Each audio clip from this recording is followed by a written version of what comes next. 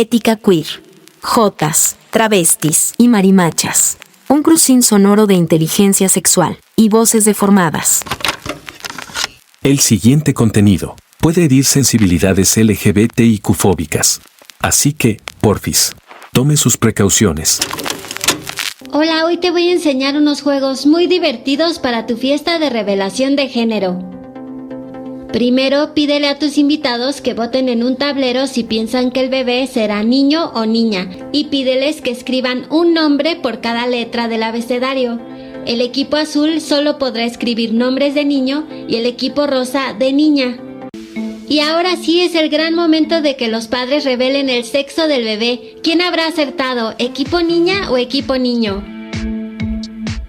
Espero que te hayan gustado estas ideas y que tu fiesta de revelación de género sea todo un éxito.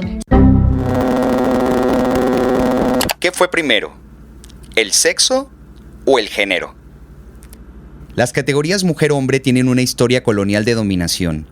Para las potencias coloniales, les humanes civilizadas tienen que tener un género, un rol enmarcado en este deber ser hombre-mujer. Esa moral occidental de lo que significa ser humano.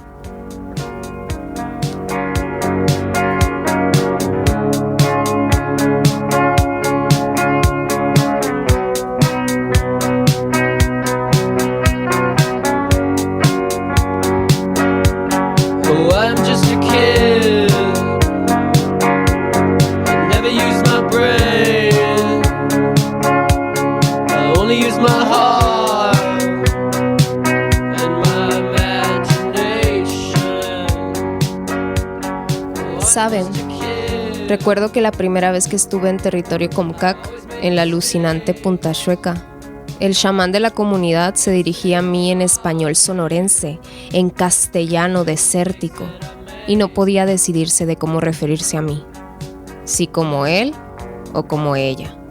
Así que me llamaba de las dos formas. Bienvenido a Punta Chueca, mijita, bienvenido.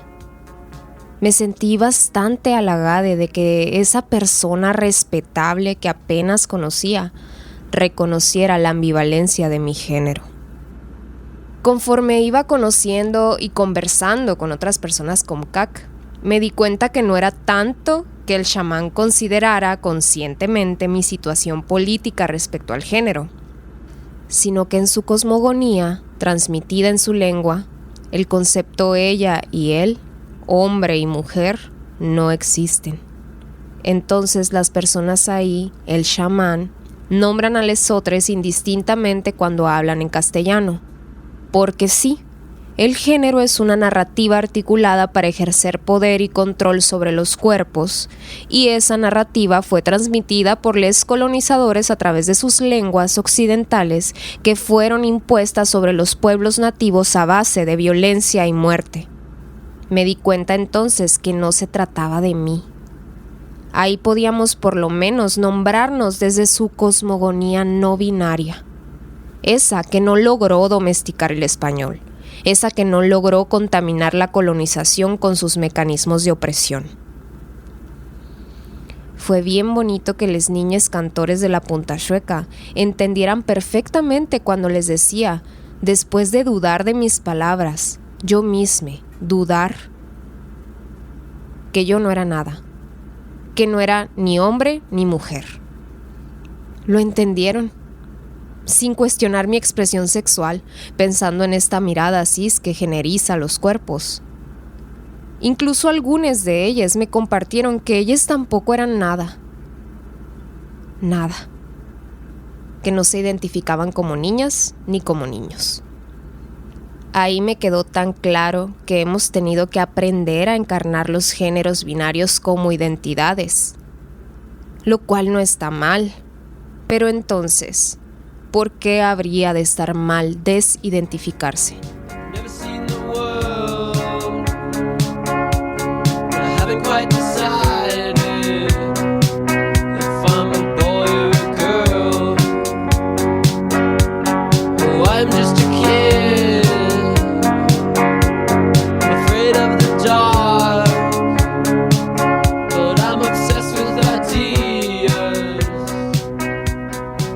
¿Cuántos meses antes de nacer te nombraron como mujer o como hombre según lo que pareciera ser un pene o la carencia de un pene? La medicina es la institución certificada para asignar el género a una persona según la genitalidad antes de nacer. Pene de travesti, pene de mujer, vulva de hombre, pene NB, vulva NB, genitales intersex.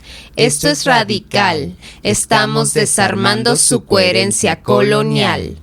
Micaela Drullard. Mucho me han dicho que por más que quiera, jamás dejaré de ser mujer, porque mi sexo es femenino. ¿Acaso suponen que no tengo un pene entre las piernas? Porque sí lo tengo. Tengo un pene, shishis y una voz afeminada. Pero a todo esto, su justificación basada en ese esencialismo biológico es muy corta, porque aunque lo defiendan, el sexo no es binario. En todas las expresiones de vida, el sexo no es binario. Pensemos en algunas plantas o en otros animales no humanos que pueden autofecundarse porque son machos y hembras simultáneamente. Pensemos en los caballites de mar. Su reproducción es un proceso único donde el macho es quien porta los huevos y se encarga de la gestación y del parto. La hembra deposita los huevos en una bolsa de cría en la parte ventral del macho, donde son fertilizados e incubados hasta que nacen las crías. Así nosotros. Las personas intersexuales existen, las personas travestis, trans, no binarias existimos. Desafiar los mandatos del sexo-género es desafiar el orden binario del sistema mundo. Es poner en jaque a la institución médica y al biologicismo occidental antropocéntrico.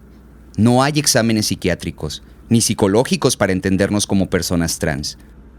Entonces tendría que haberlo para entender a las personas cis, porque a todos se nos asignó un género. A todos por igual se nos asignó antes de tener conciencia social, y a todos se nos enseñó a ejecutar y performar un género, un sexo, una sexualidad. ¿Qué pasa cuando los cuerpos desobedecen estos protocolos? ¿Qué hace el sistema con quienes no pueden clasificar?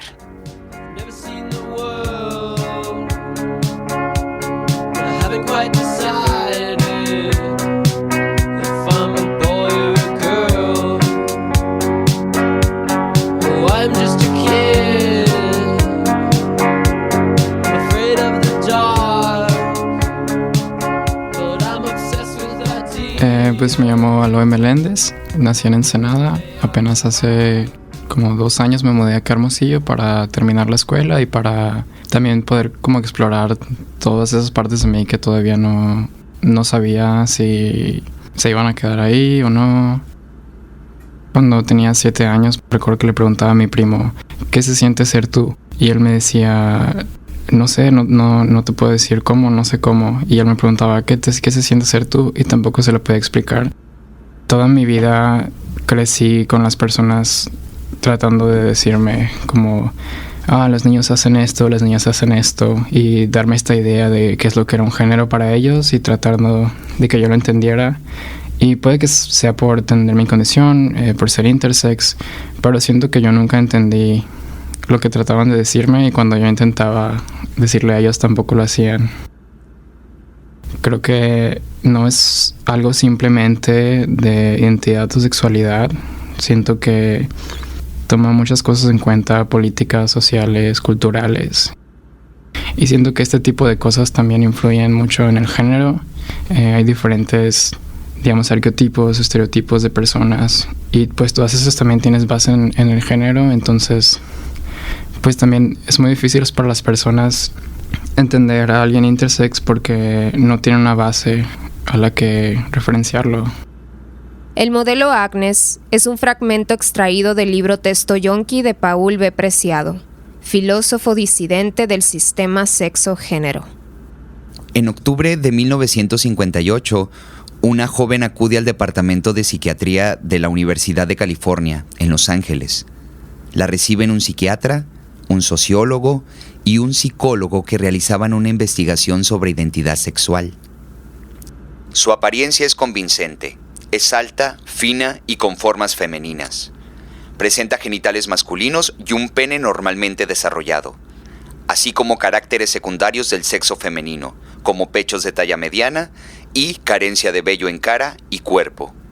Los tecnócratas del sexo consideran que ella no presenta signos de desviación sexual, travestismo u homosexualidad.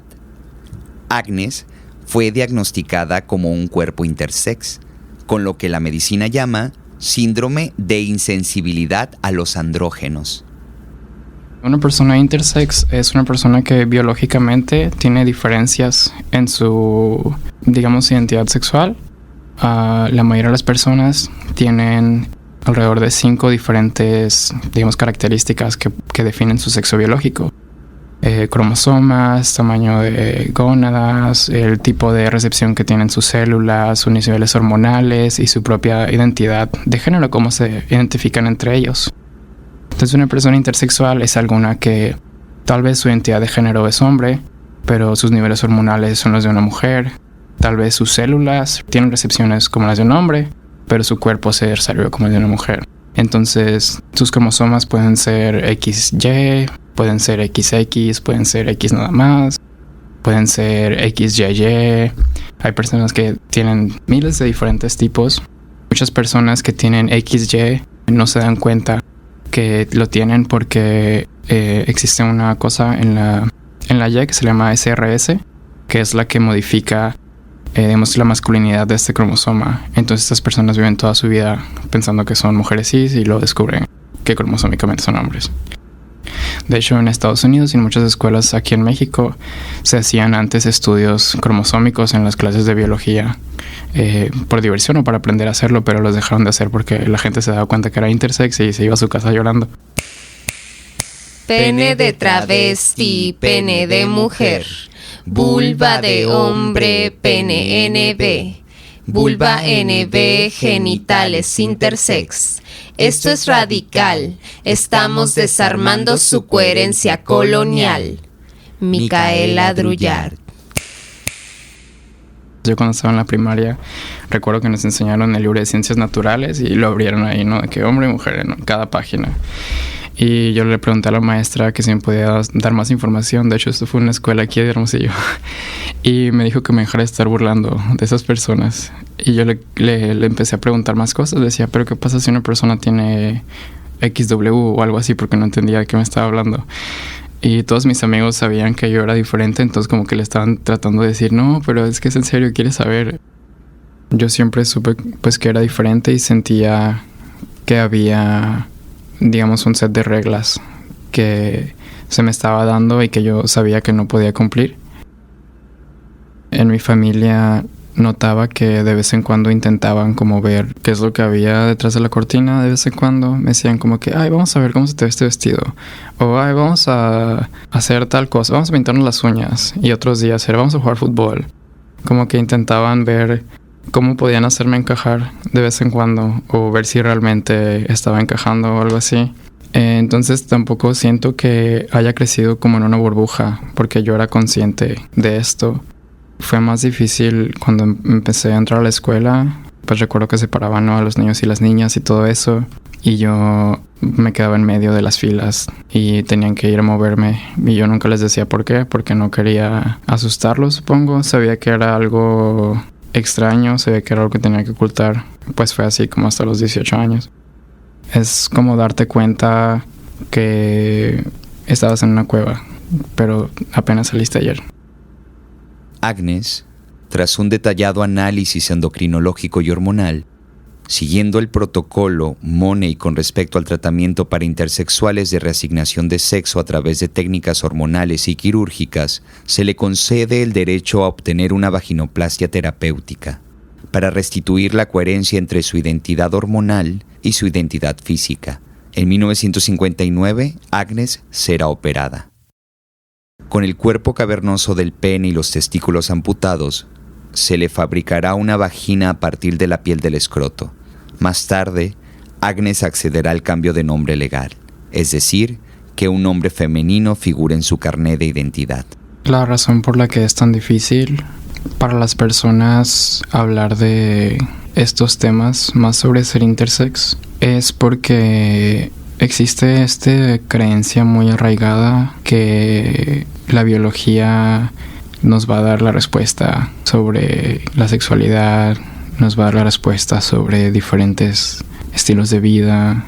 Pensamos que existe algún examen que nos puede decir por qué a ciertas personas les gusta más el color café que el color azul.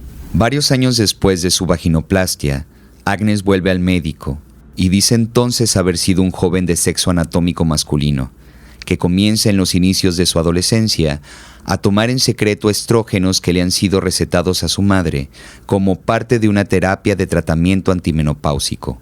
Agnes siempre ha deseado ser una chica, y gracias a los estrógenos de su madre, le crecieron los pechos al mismo tiempo que se suavizaron algunos de los signos indeseados de su pubertad.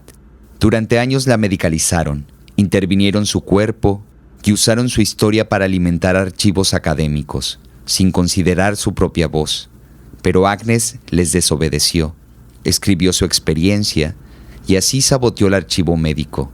Agnes no fue una paciente, fue una filósofa.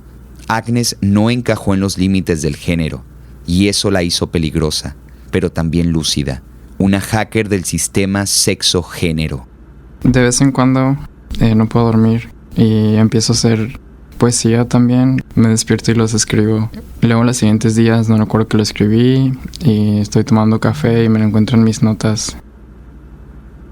I was blessed to not know back when I was a kid. I was cursed to not know when I grew to be a teen. Maybe what I need is a cleaner glass to see through. I sweep through the floor and I mop through my eyes. Scratching at my skin, hoping to search through the muscle, grasping at my bones, trying to find the threads that weave them together. Where did the pattern break? What makes it different? Este poema habla sobre tratar de buscar lo que me hace diferente. Cuando las personas hablan de ser intersex, siempre tienen esta idea de que lo que están buscando está adentro. Siempre tenía mucho miedo de eso porque yo pensaba, me van a abrir, me van a hacer un hoyo, me van a sacar un hueso y me van a decir, vamos a examinarlo para ver qué tiene. Recuerdo también en el hospital, por ejemplo, tenía que ir todos los días antes de ir a la escuela, me sacaban sangre y me inyectaban hormonas por una semana entera y luego tenía que ir a la clase de matemáticas. La idea de tener que encontrar una respuesta siento que está muy incrustada en mí. No sé si la respuesta esté ahí, digo, pero no sé si tampoco tenga que encontrarla.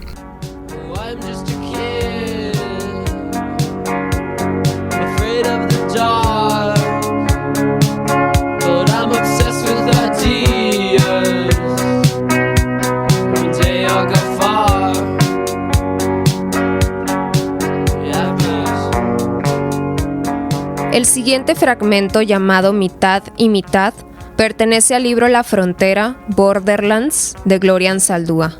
Académica, activista, política feminista, lesbiana, escritora y poeta chicana. Había una muchacha que vivía cerca de mi casa. La gente del pueblo decía que era una de las otras. Of the others. Decían que durante 6 meses era una mujer, que tenía vagina y sangraba cada mes, y que durante los otros 6 meses era un hombre, que tenía pene y meaba de pie. La llamaban mitad y mitad, mitad y mitad, ni una cosa ni otra, sino un extraño carácter doble, una desviación de la naturaleza que provocaba terror, un trabajo invertido de la naturaleza. Pero la normalidad y la llamada deformidad poseen un elemento mágico. Según el pensamiento mágico religioso de las culturas primitivas, se creía que las personas mutiladas, dementes y sexualmente distintas poseían poderes sobrenaturales. Para ellos, la normalidad era el precio que una persona tenía que pagar por ese extraordinario don con el que había nacido. Hay algo emocionante en ser a la vez macho y hembra, tener entrada a ambos mundos. Contrariamente a lo que afirman ciertos dogmas de la psiquiatría, las personas mitad y mitad no sufren confusión sobre su identidad sexual o sobre su género. Por lo que sufrimos es por una dualidad absolutamente despótica que asegura que solo podemos ser una cosa o la otra. Afirman que la naturaleza humana es limitada y no puede evolucionar hacia algo mejor. Pero yo, como otras personas queer, soy 2 personas en un cuerpo. masculino y femenino. Yo soy la encarnación de Hieros Gamos, la reunión en una sola entidad de atributos opuestos. También siento que buscamos mucho el dar esta visibilidad y este alcance, y a veces olvidamos que está bien simplemente ser. Pene de travesti, pene de mujer, vulva de hombre, pene NB, vulva NB, genitales intersex. Esto es radical, estamos desarmando su coherencia colonial. Micaela Drullard.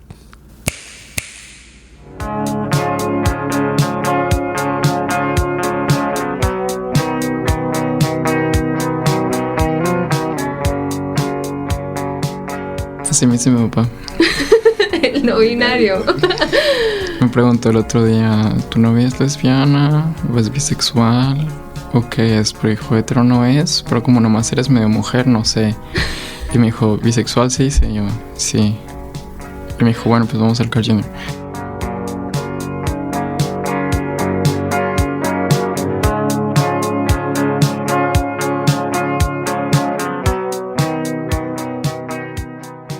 Una, dos, tres.